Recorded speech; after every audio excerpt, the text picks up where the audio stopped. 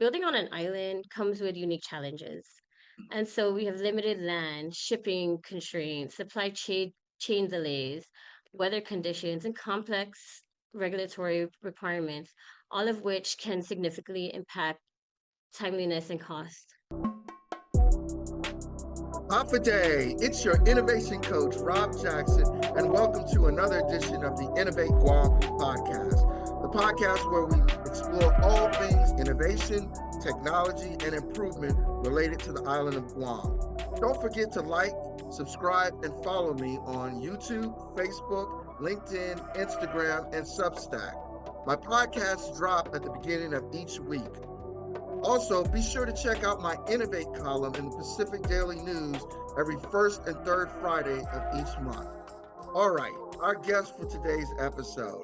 Uh, she is the current president of the Guam Contractors Association, also known as GCA, one of Guam's key industry organizations shaping construction, workforce development, and the future of infrastructure on this island. Some highlights. As I said, she is the president of GCA.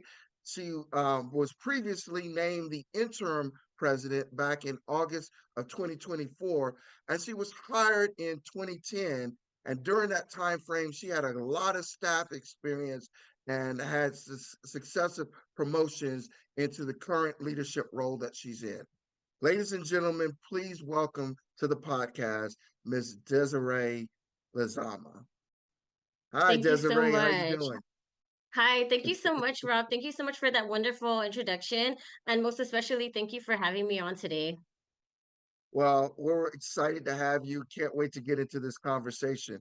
So, we have a tradition here where we kind of start off with some icebreaker questions to kind of see where your head is at in terms of innovation. So, the first question I ask all my guests, what's your personal definition of innovation and what does innovation mean to you?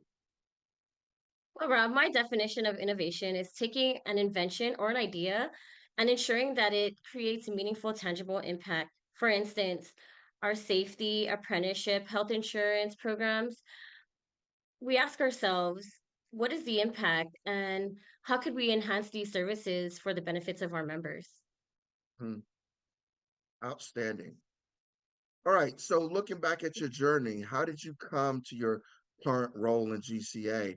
Because it seems like it's an interesting or maybe even an untraditional path to this leadership role that you're in. So if you could share that with us.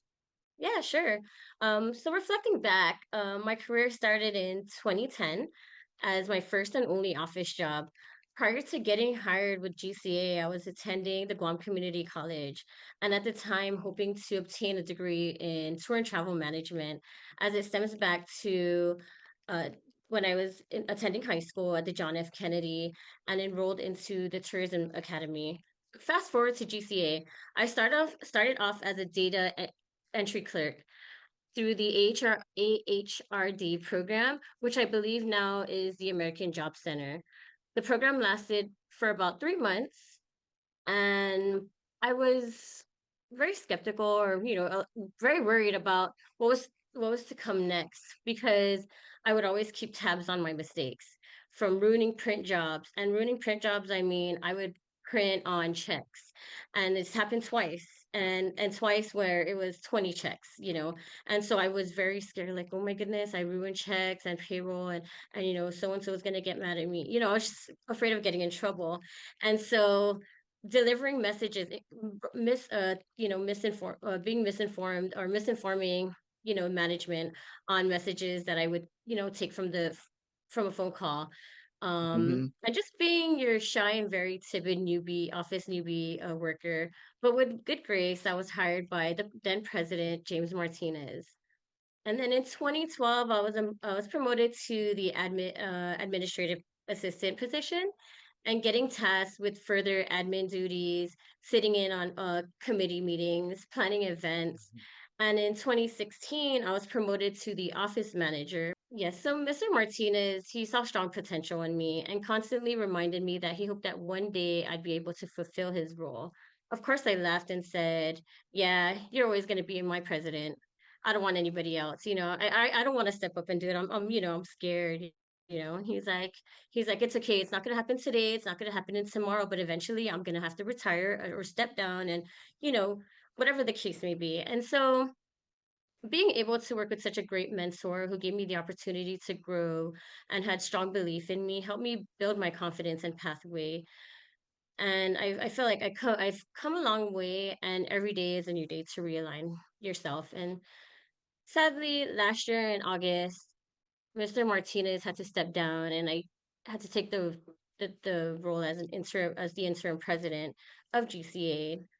And in on July of this year, I accepted the position of becoming the president. And this role is helping me continue to align with the organization's mission. And looking back at my career, I'm gonna say it's been steady. It's been steady growth and learning and trust in both myself, those who guided me, and continue to guide me. Yes. Yeah, I tell you, Desiree, that was an amazing story. And I really appreciate how open and honest you are about, your journey from, starting as an office worker, newbie, Right. all the way up to leading this organization. And what it does is it Yes. shows other people the path. It's never a straight line to like what Yeah. people think of as success or leadership roles. It really is a growing and development a journey that you go through in order to get to where you're going. And I really appreciate you talking about your background, starting at JFK through GCC and the different programs that you afforded yourself of that gave you that step up in order to be where you are right now. So again, to all of those young people out there, here is living proof of what those kind Thank of you. programs can lead to, a very consequential leadership position in this important organization that's really shaping the entire island. So hats off to you, Desiree. Thanks for that. Thanks so much, Rob. Yeah. So next question, construction. So construction Mhm. touches everything on the island: housing, schools, roads, hospitals, utilities. What's one project or one improvement trend in Guam that you're most excited about and why? I'd say one of the projects or trends that I'm really excited about on Guam is the continued focus on infrastructure resiliency. Being from Guam and a resident, of course, I would like to see resiliency with our utilities, our roads, our hospitals, our schools, our safety for our community. Typhoon Mara, for example, some of us left without power and water for more than 30 days. Some of us didn't have Yes, communications, internet. And so I would say I'm most excited about the resiliency of our infrastructure resiliency. yes, yes. Yeah, absolutely that. Innovation leaders, it's your innovation coach, Rob Jackson here. Are you ready to elevate your vehicle fleet operations? Fleet Solutions is an AI enabled fleet management system. Fleet Solutions provides real time video, smart analytics, and total efficiency. Keep your people safe and keep your business moving forward faster than ever before. Fleet Solutions, arriving tomorrow, today. Visit thefleetsolutions.net or call 671 988 9748 to schedule your personalized demo and revolutionize your fleet operations today. So let's transition now and go into kind of the first theme area. I want to talk about, what GCA is, what its history is and its evolution, and the value add that it brings to the community. So for the listeners who might not know, what is the Guam Contractors Association and what is your mission? Sure. GCA is a nonprofit trade organization that represents and supports Guam's construction industry with over 500 members. Our mission is to advocate for strong, fair, sustainable construction industry on Guam. So we work to promote safety, workforce development, and professional standards while also serving as a unified voice for our members on issues that impact construction, such as policies, regulations, and economic development. Question for you. if I'm a company and I'm not necessarily construction, can I still be a member of GCA? And where do I fit in? Yes, of course.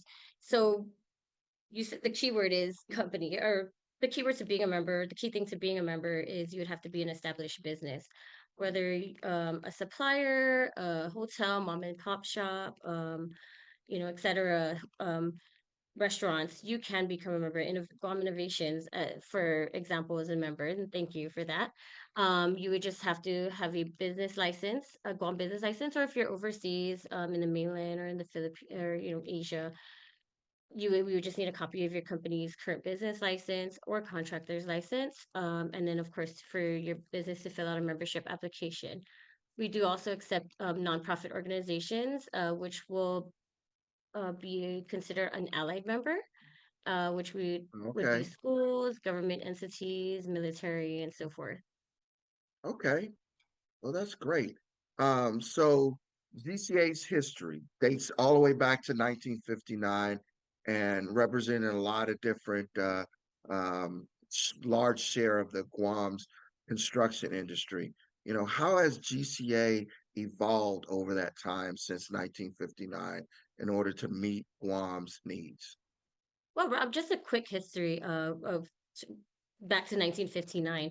GCA was founded by seven firms that wanted to form an association, and those firms are Hawaiian Rock. I'm sure you're aware of them. They're still on island. Hawaiian Rock Products, Yep. Paris Brothers, Hyde and Cook, Custer and White, Black Raber Keefe JV, Vinyl Corporation, and Empire Gas Co. So they were the seven firms who founded the association back in 1959.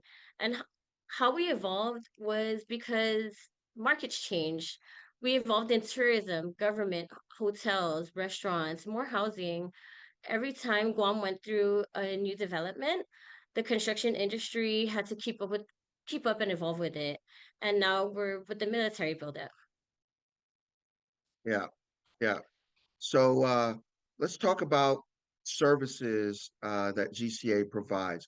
What kind of services do you all provide day to day, in terms of advocacy or safety, training, standards, networking, problem solving? Give a sense of what kind of things that you all bring to the fight on a daily basis. Sure. So GCA provides safety training programs such as the EM35 40-hour training. It's and the construction quality management training. Both trainings needed to be certified for NAFAC, and that's the Hmm. or to work on so sorry to work behind the fence. And then we do have other trainings such as our I'm sorry, we have apprenticeship programs. And these the apprenticeship programs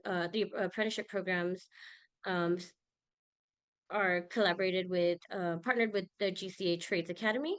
And so if you were to enroll into our apprenticeship program under our standards, or sorry, our apprenticeship under the GCA standards, it is designed to take classes at the GCA Trades Academy. And we also have networking programs such as our luncheons, our social mixers, our Meet the Generals, and we have benefits also for our members. We have health insurance programs, and so forth. There's a whole list too, and then also committees to get, to enhance your networking with the other members as well. Okay. So can you talk a little bit more about like the safety program that you had? That was really interesting that you're basically doing the training that contractors and businesses need in order to work on NAVFAC mark contracts, naval facilities and engineering command, Ariana's contracts. So can you talk about how that kind of evolved and where that came from? Yes, of course. So our EM35 40 hours designed more for the SSHOs, the superintendents, and your supervisor positions. And so this certification is a what is a 40 of course 40 hours or 5 days long. It goes from 8 to 5. Um, the instructors that would normally teach these trainings would be our safety officers or safety directors, and they're selected through our safety committee.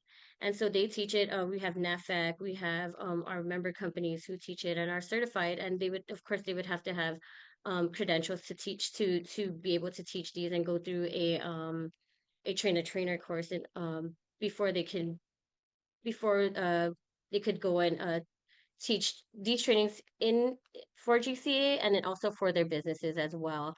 And so these certifications in the past were 3 years with an expiration, and now there's no I believe there's no expiration date based on and the expiration dates are based on the contracts the contracts of the projects or the UFGS updates. So let's say it Okay. just updated in 2024, they would all have to be in compliance with the current updates with the UFGS. Yeah, that's a powerful service that you provide for the community because obviously a lot of businesses are trying to get those NAFAC mark contracts to work with Correct. the Navy on those kind of construction projects with the big military buildup. And safety is very important. And the fact that GCA is in the middle, being kind of the training provider, if you will, Right. and setting the standard for safety and safety standards and safety requirements is a huge um, um, hallmark or um, measure, I think, for your organization.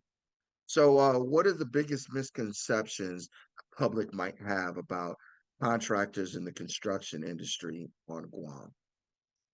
Well, Rob, I think one of the biggest misconceptions about contractors and the construction industry on Guam is that the delays or higher costs simply result of poor planning or lack of effort. In reality, building on an island comes with unique challenges. And so we have limited land, shipping constraints, chain delays, weather conditions, and complex regulatory requirements, all of which can significantly impact timeliness and cost. Yeah, yeah. It's funny how some of these federal government contracts that um, people in the states, maybe at some headquarters or the Pentagon, and they see the price and the cost of some of these things that are being built on Guam. They're like, "Oh my goodness, why? Why is this so expensive? This doesn't Inflation. make any Yeah, sense. We just built something in Nevada or Georgia or wherever, and it was just." A fraction of that. And then they have to be right. educated. We're on a little island out in the middle of the Pacific, and this is why it costs this amount of Yes, time. exactly. And so Yeah, I feel like that may be a major of our industry. yeah, yeah. So you all, again, standing in the lurch, if you will, and being that communication vessel and getting out that word to educate people on why it is really goes a long way. For your members as well as just kind of doing business on Guam, period. Yes, I agree. Yeah. All right. So let's shift gears and go to our next area. I want to talk about the military construction buildup. This is obviously something that is huge, affecting the whole island of Guam from very top to bottom. GCA plays a major role in that. So from a GCA vantage point, what's the difference about this wave of construction compared to like past cycles? What's different? Wow, Rob, that's a great question. And I would say it's the size, the enormity of it. If we were to discuss the tourism buildup, I would be clueless. I probably was in middle school at the time, but the military buildup is so much bigger than the tourism buildup. You can't even describe it. And how it's affected GCA. We had a buildup campaign, I believe in '06, '08, that never came. GCA has expanded about 50 to 100 members more. At the time, we were close to 600 members, or they were close to 600 members. And then, Mhm. boom, they were gone. The contractors had to pack up and leave. And now think about what happens with our planning. We had so many members coming from Yeah, off island, and then work wasn't there, and so many had to pack up and leave. So today, the enormity of the buildup is tremendous. yeah, Mm. yeah. Um, so let's talk about how you would rate GCA success, specifically in terms of coordinating, collaborating, and unifying for the success of Guam's military buildup, construction buildup. Where are you most proudest about kind of the accomplishments and the role that GCA played, and where do you still see there might be some gaps and areas that you need to improve in? Rob, if I had to rate GCA success, I would say we're doing great with our apprenticeship, our apprenticeship program. So we have currently 145 apprentices enrolled Oh, into the enrolled today into the Trades Academy. Did you say Trades Academy? Just under our apprenticeship program, and our safety programs. There, we get calls left and right. We need safety. We need, we need to take a course. We need to, we need to do this. Our career opportunity, our career outreach opportunity, we're getting an influx of the youth, wanting to participate, and we're getting parents calling, hey, when is your next event? When can we, are you going to have one for moms and dads, or moms more so, because we don't know how to, we want to get on a backhoe, and so much. And so I feel that our probably our where the gaps our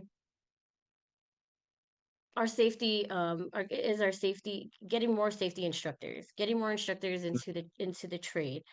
I think that's where we're lacking the most, is getting people to conduct these trainings, because the projects are so busy, right? There's so many projects out here that we can't have a safety director, safety, a supervisor come in to teach for at least an hour. Sometimes we can't have them for a full day. We can't even make up a whole week sometimes. So we would have to, push back another time, so that we can slot these instructors in, or and then possibly scheduling a training out. So I feel like it's we have a gap in our instructors, in building our safety, or instructors for both the trades and the safety programs.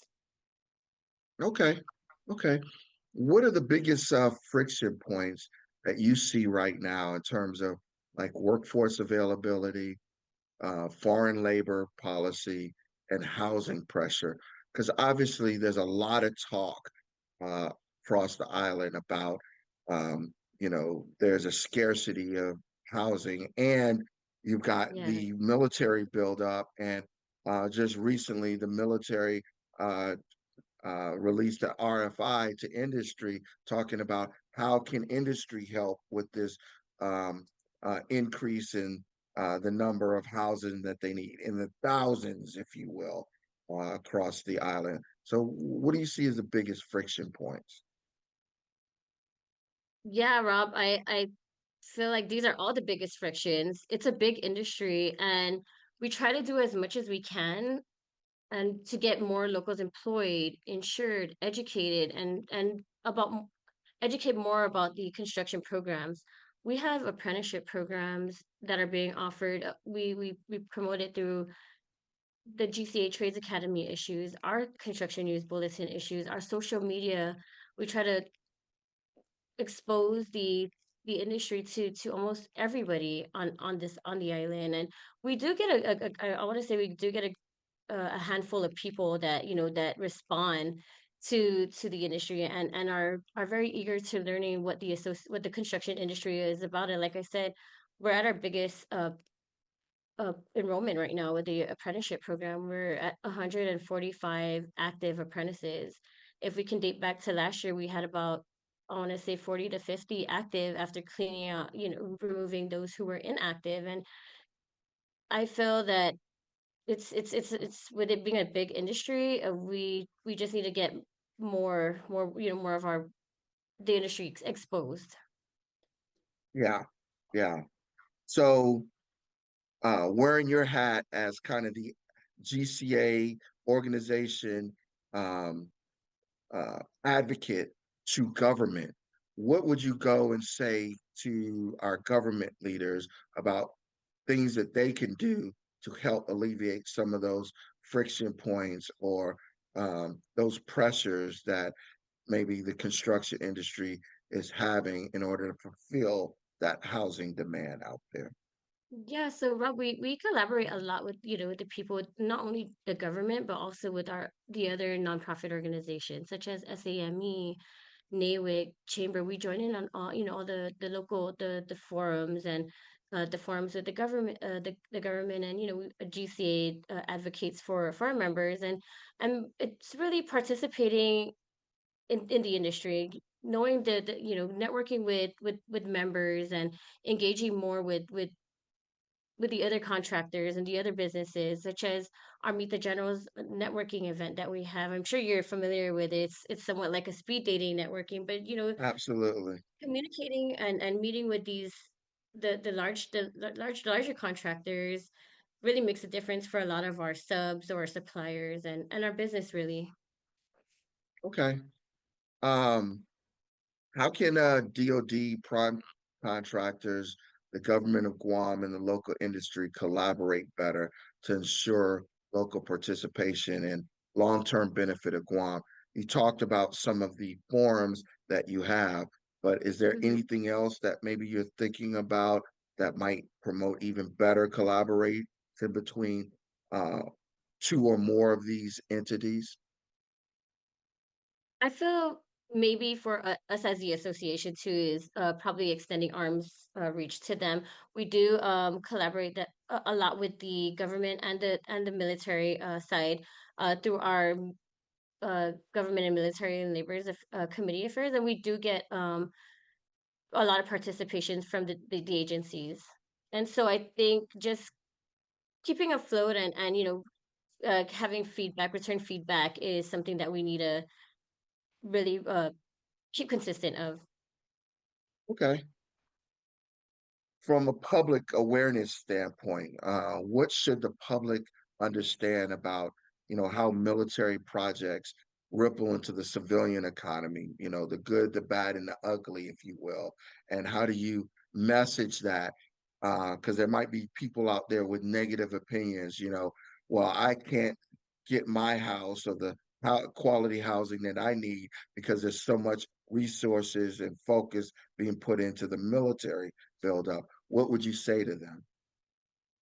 Well, I say the good side of our military projects is there's more jobs and local business, growth for the buildup. It opens up more, I would say, more jobs.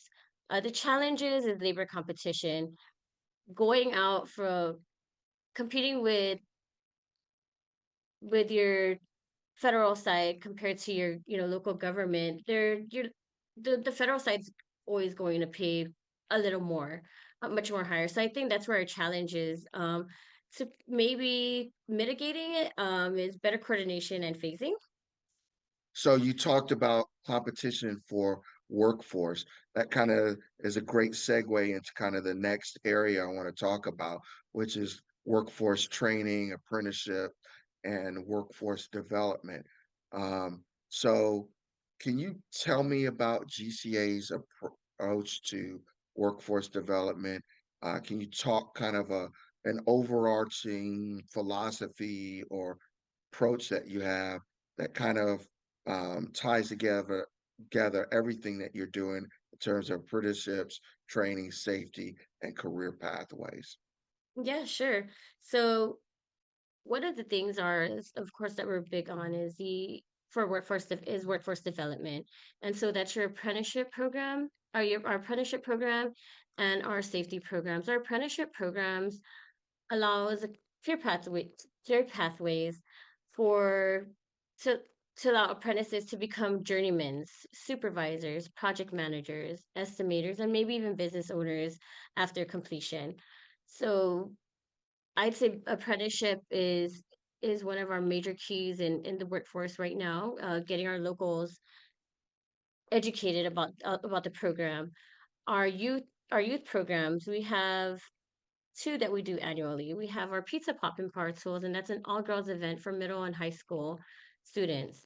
And so we give them the opportunity and the experience of what it will take to be in the construction industry. So we give them 45 sessions for each trade of plumbing, welding, carpentry, um, what else? Land surveying, safety, and we do that as well for construction warriors. We open up this opportunity so that we can expand the youth's mindset that it's that construction is not just about building or picking up a hammer and just hammering a nail. There's more to it. It's a tangible. It's a tactile industry, and so we enhance these programs for those who are not familiar with the industry itself, or those who are familiar but want more. And so apprenticeship programs, we advocate, so much for it. Whereas we do social media, our news articles, our issues, our articles that come out on our monthly magazines. And so these are a lot of options to help clear the pathways for those who are interested in getting into the construction industry and those in our community in general. And so just expanding the industry far out to not just Guam but also to Saipan, to the Northern Marianas Islands within our region. Yeah, yeah. I really like the fact that you all have kind of a earn while you learn kind of philosophy to help people kind of uh, earn a living while they're kind of developing themselves for the next job or the job that they want to. And obviously, a great partner organization that really kind of came out of you all, but now separate, the GCA Trades Academy, right? Bert Johnston was like my second or third guest on the Wow. podcast. Yeah, so we really enjoyed having him on and talking about kind of the background of the GCA Trades Academy. But obviously, you all have a great working relationship, and that's another partner organization to help Yes. the construction industry and the member firms. So, can you tell me a little bit more about like the different credentials that a person would earn while they're going through the kind of learn while you earn uh, um, apprenticeship program in construction? Sure, of course. So the beautiful thing about being an apprentice is, and especially through the GCA Trades Academy, you get two certifications. You get, well, going to the Trades Academy, as if you're taking HVAC, for instance, you have level one to level four. For each level, you get certified. You get a certification and a certificate. And the Why is that certificate is, important? it's important because it's recognized through the National Center for Construction and Education Research.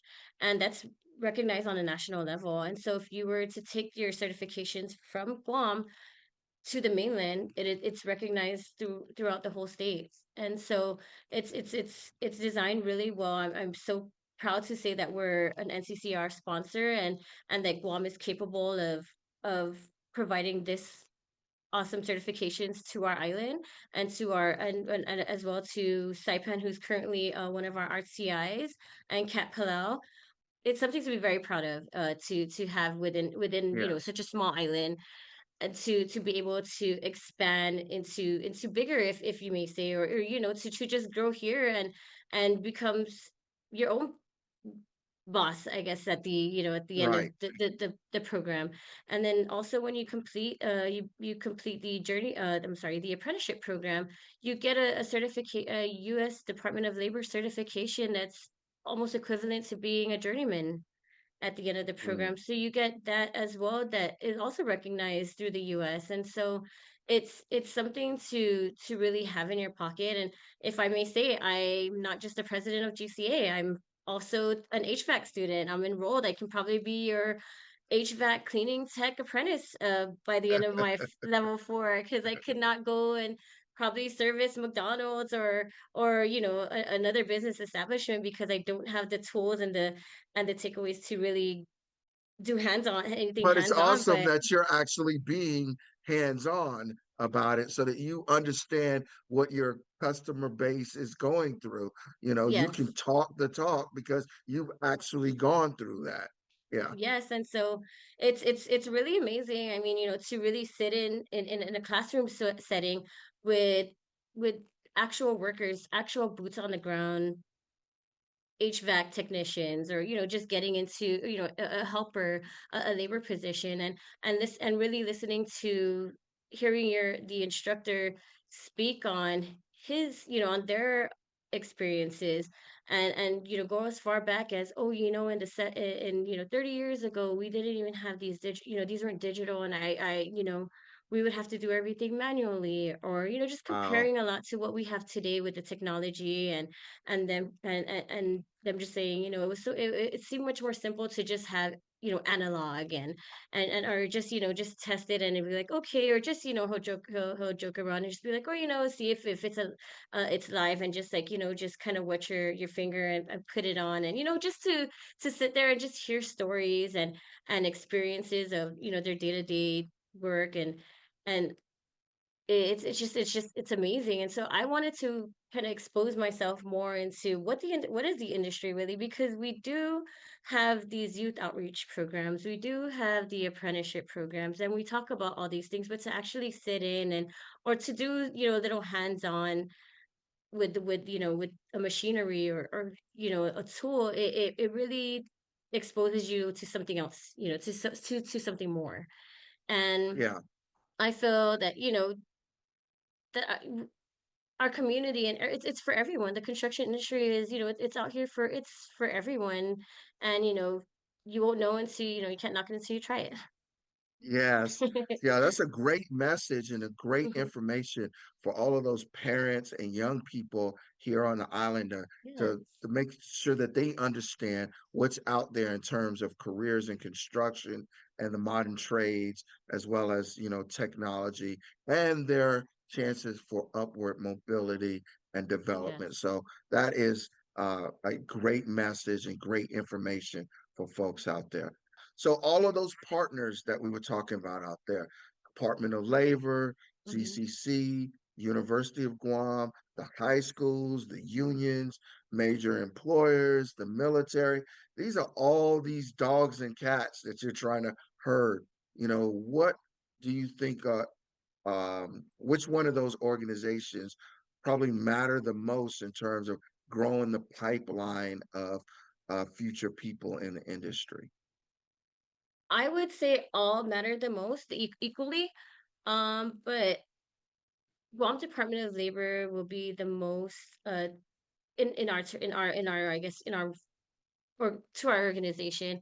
And the reason why I say it is because the programs that we're aligned with right now, which is the apprenticeship program, and that's something that's been moving since, I want to say, the early 1960s, when GCA was established. And I feel that the partnership has been going on for so long, and it's growing as we speak.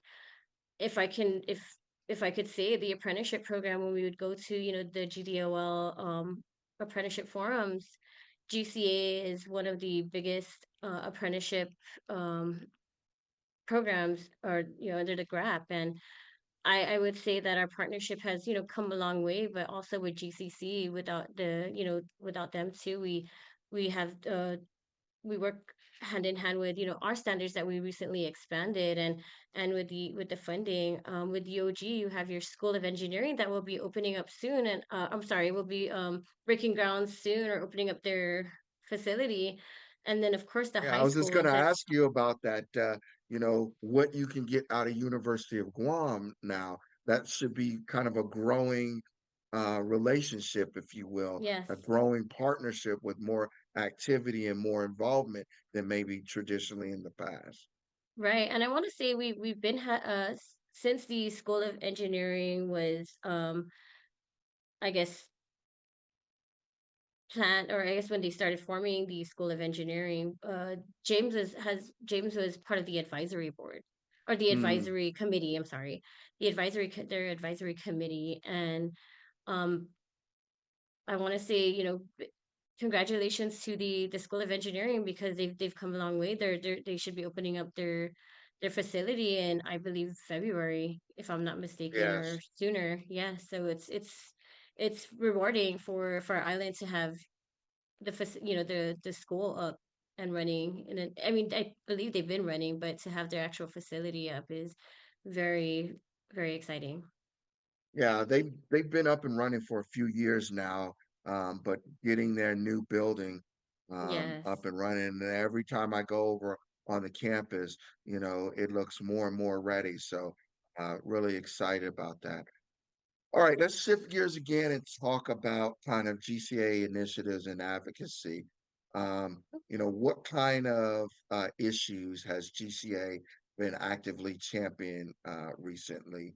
What are your top initiatives that are on your radar scope right now? I would say our top initiatives will go back to our safety trainings, our instructors, our apprenticeship programs, really growing in and expanding our apprenticeship programs. Recently, we included um, admin the admin po- admin positions into our apprenticeship because we noticed that you know our some of our smaller contractors are lacking their admin side. They're wanting them to get more involved in as an apprentice, and so we expanded a little more onto the admin side. And then our outreach programs, we're not only doing it, we're not only hosting our programs here on the facility at the GCA Trades Academy, we're also expanding to schools. We're getting invited to elementary schools. Middle schools is one of our largest our bigger invites, and where we go and we set up shop. We invite some of our members who are able to do some demonstrations on site, where it doesn't have to take the big machineries. But I for GC, it's a our workforce development right now is what we're championing, right, more recently. Okay. So, talk to me how GCA balances advocacy for contractors while also keeping focus on the community outcomes. We kind of talked about that in terms of perception, out there that, yeah, the contractors have certain agendas, certain things that are priorities, and then um, the community might have a perception that that's not in line with them, whether that be housing or infrastructure resilience kind of issues, quality of life or whatever. How does GCA kind of play that harmonizing balance between the the companies and the community? So again, we have our GCA's Government, Military, and Labor Affairs Committee, and we have a committee of, I want to say, 10 members, 10 members who work diligently to to come up with an agenda of what's our top concerns to our lowest concerns. And of course, them being, permitting delays right now with the current bill that we're currently working with, which I probably won't be able to speak about right now. And then, of course, the project labor agreements or anything on Hmm. the federal side. So we work a lot with the Congress, Congressman Moylan's office. We work a lot with Speaker Blas's office and Vice Speaker Tony Atta. With just our committee in general. Just this past Friday, we had somewhat of a breakfast meeting with with a bunch of government agencies to give us updates on what's currently going on, and what bottlenecks, or speaking on any red tapes that are causing any delays or you know cost efficiencies. And so um I'd say it's more so our we do a lot with our government, military, and laborers affair where the committee would come together and basically focus on these concerns on our major concerns, whether it be government or military, and get these agencies in one room together before going out and doing surveys or getting feedback from the members. Okay. All right. So that's great information and so much connection with the elected leaders to make sure that there's harmony between the contractors and the community. So that's great to hear. Let's kind of turn our attention now to kind of the road ahead and the vision for the future. As you start looking to the future, what trends do you think are going to shape Guam construction over the next 5 to 10 years? Encouraging everyone to participate in the boom, really to get skilled, become an get recognized through, get certified through the NCCR programs, be become a journeyman at the apprenticeship journeyman, own your business, get into safety, get into our safety programs, become a member, take advantage of the opportunity. It's like I said, it's for everyone. It's not just for those who are currently in the industry or currently just getting into in the know of the industry.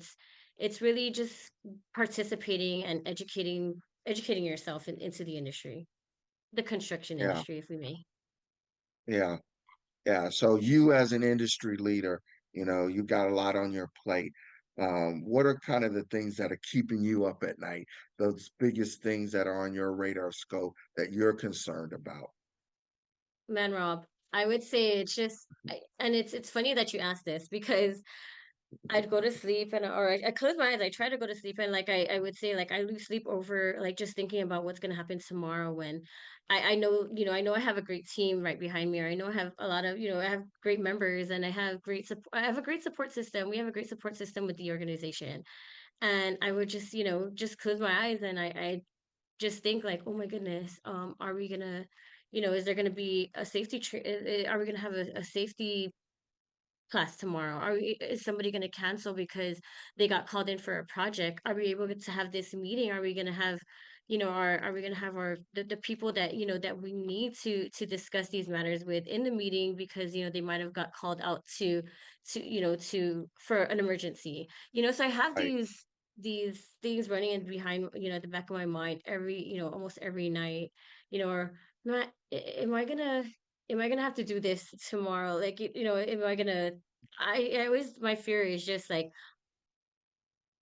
are is operations gonna change because what's what could happen? I just Yeah. there's a lot of things that run through my mind as far as training, apprenticeship, our outreach, or is this conducive for our youth? Is this something that how could we enhance more for our members, our members? How could we bring more to the table to to them? What do they need from us? And so there's a lot of things that run through my mind, which are great things, and like I guess our brain never stops working, right? Even when we're trying to rest. Yeah. All right. So you've hit on a lot of this stuff already in the scope of this episode, but now I kind of want to bring it back together and focus. So we talked about kind of how you're a herder of dogs and cats, if you will, many different interest groups, many different organizations that are part of your partnerships and the umbrella of GCA. So this is the hat that I want you to wear right now. You are now communicating on behalf of the construction contractors and the construction ecosystem to the government of Guam decision makers.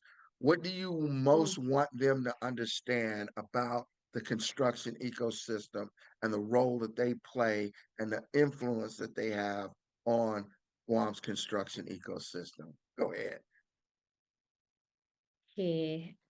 I might be, I'm sorry if I do sound repetitive, but again, I would encourage not only those who are in the industry, those who are wanting to get or who are now in the know of the industry, I encourage everyone, and that includes our government, our military, of both local and federal side, to Hmm. participate, to really engage into the industry, the construction industry, and to know where the bottlenecks are, and to know where the to know what the red tapes are that are delaying a lot of the projects, or the permittings, or I might be saying too much. I don't know, So but I think your message is like education. You want to yeah, just educate, basically and then you want to educate make yourself with them the part industry. of the participating in it, rather than you and them and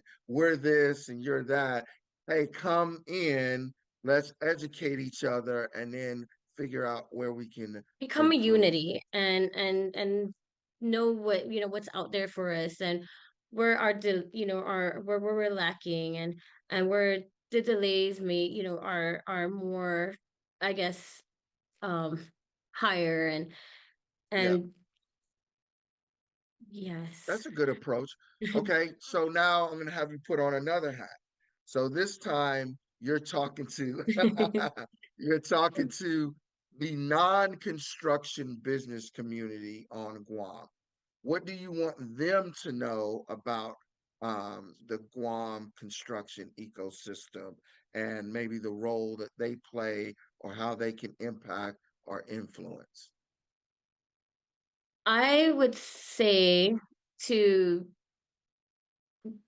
come out and join us, be a part of the movement. We're expanding our industry into the youth. If we can get about 50 to 60 middle and high school students for about 7 hours on a weekend, on a Saturday morning, Saturday afternoon, you can do it. Come out and participate, and do a hands-on with our youth. Learn, let's learn together. Let's bring the industry to another level where we Yeah, haven't that seen sounds before. Yeah, that sounds like a great message, kind of really across the board, particularly to the greater Guam community. Hey, bringing them in, getting them to partner with you and get involved with everything that GCA is having going on, so that everybody can benefit from it and everybody can participate. So that's a really great message. I tell you, Desiree, it's been a great episode having you here. Thank you for all of your incredible insight. It was a great conversation, exactly like I knew it would be. Um, Thank you for being a guest on the Innovate Guam podcast and sharing your perspectives and educating us. I know I learned a lot, and to my audience, I hope you were inspired and you learned something new as well. Remember to follow me on all social media platforms, including Substack. Be sure to like, share, and subscribe to stay up to date on all future episodes. And don't forget to check out my Innovate column in the Pacific Daily News every first and third Friday of each month. See you next time, and remember, whether you're at work, at home, or at play, always, always innovate. Thank you.